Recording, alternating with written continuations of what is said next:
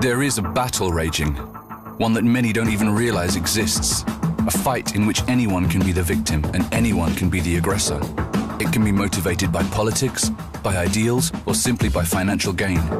Just recently, a large company was targeted, and due to one of these attacks, ended up more than $60 million worse off. Targeted attacks are a reality.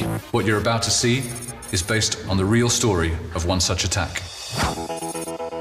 Dude, don't even go there. Go where? Everyone knows hand shot first. Hand shot second. What are you talking about? You not seen the original 1977? First. Second. Hey, get over here. I got a job. So this is what we're gonna do. First of all, we need to research the target. Find out what you can about their finances and social interactions. Make a list of departments and staff and get them on the wall. I want to know what these people are like. What are their online habits? Do they talk about their employer online? Also get me their perimeter security and internet-facing systems. We really need to know what we're dealing with here.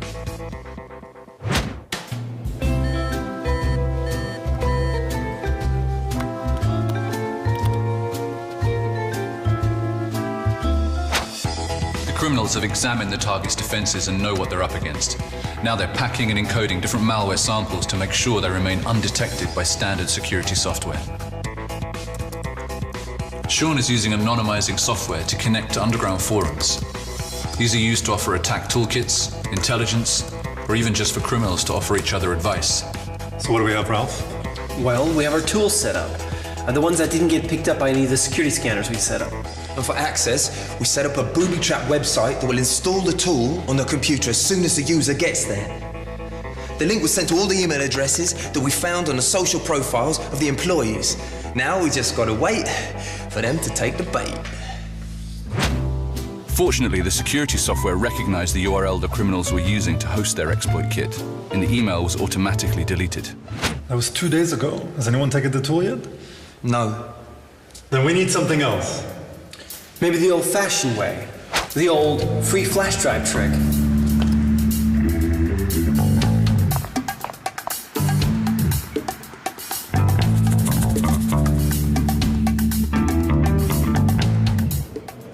Hi. I found this in front of the main entrance. Could you check it out, please? Yeah, it's good you brought it here. Thanks. What are the employees talking about now?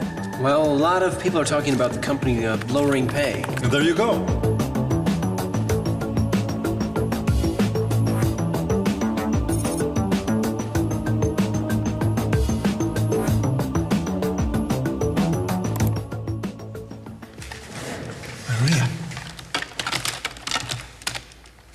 We're in!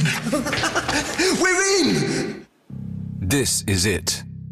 The criminals have broken through the defenses, combining a zero-day exploit with some social engineering to get the victim to open their malicious file. This computer is now under their control, and they can use this user account to begin exploring the network undetected.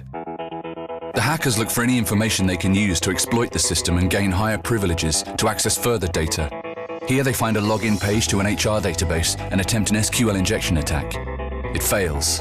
They find an email from another user that seems to have access to important databases and target him. After dumping the local password cache, the attackers have domain admin credentials. They browse the network to find the machine belonging to the new target. They connect with remote desktop to drop a backdoor for later use and access the local hard drive, searching them for sensitive data. We picked up a minor breach on one of our workstations. We've isolated it and made a thorough scan. We found the bot and removed it. Everything's fine now. Probably just some script kiddie stuff. Listen, we threw some backdoors on it. We have domain admin, which means we have access to the whole network. We're so close, it's a done deal! Now it's time for the payoff. Exfiltration. They return to the compromised machine and find their goal: credentials for a development database. A brute force attack against the server gets them root access, and they're free to dump the entire source code for a critical project. All they have to do now is bring it home. Just like that. These types of cyber attack are becoming more frequent, costing companies hundreds of thousands of dollars. Traditional security simply can't keep up. Criminals can test their attacks to the point of invisibility and use legitimate, compromised accounts to stay under the radar once inside a network. Effective security should operate on the assumption that breach will happen. Effective security should be your eyes and ears throughout the network, enabling you to detect and contain every aspect of a targeted intrusion. In one recent survey, more than 70% of respondents felt that their own organization's security activities were insufficient to cope with such an eventuality. Don't be a victim.